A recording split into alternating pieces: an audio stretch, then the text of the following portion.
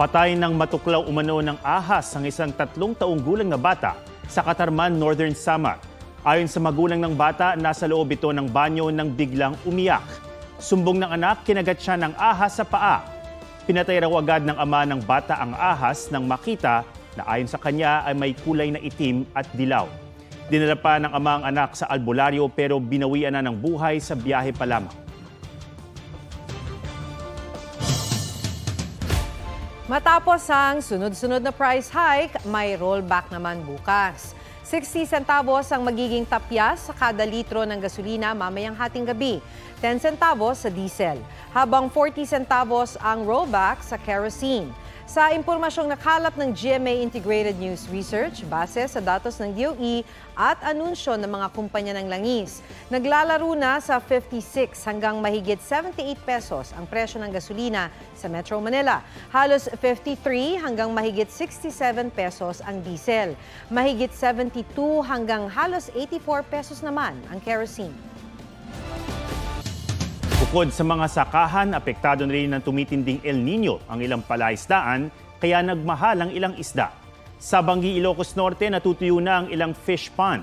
Ang ibang lampas tao, ang lalim doon, hanggang ngayon ay tuhod na lamang. Kaya napaaga ang paghango ng mga tilapia. Dahil naman sa kulay o sa kulang na supply, nagmahal ang ilang isda sa General Santos Public Market. Para maiwasan naman ang pagkatuyo ng palaisdaan, payo ng Bureau of Fisheries and Aquatic Resources sa mga may palaisdaan. Sundin ang tamang paglalagay ng bilang ng fingerling sa fish pond.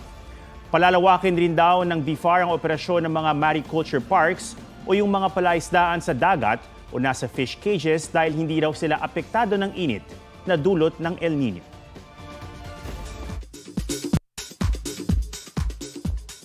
On Spotlight, ang panonood ni Taylor Swift ng Super Bowl. Matapos ang The Eras Tour sa Japan, lumipad pa Amerika si Taylor para suportahan ang boyfriend na si Travis Kelce. Doble ang saya ng Kansas City Chiefs player na nanalo na kontra sa San Francisco 49ers na bigyan pa ng kiss and hug ni Taylor. Kasama ni Tay-Tay ang kanyang mommy, besties na sina Blake Lively at Ice Spice at pamilya ni Travis. Umabot na sa mahigit 3 ektarya ang lawak ng binsala ng sunog nitong weekend sa kabundukang bahagi ng Camp John Hay sa Baguio City. Mabilis kumalat ang apoy at may ilang linya ng telekomunikasyon na nadamay. Wala namang naitalang sugatan. Ayon sa BFP, 4 na ang mga insidente ng forest fire sa lungsod ngayong Pebrero at inaasahang tataas pa ito sa dry season.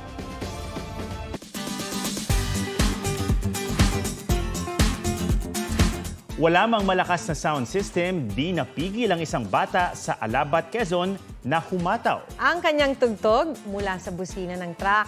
Pusuan na yan sa report ni Oscar Oida. Tugtog sa pag-indak. Sa pagdaan nito, isang bata ang nagagalak. Halos mabali pa nga ang bewang ng 3 taong gulang na si Vince Marcos mula Alabat, Quezon.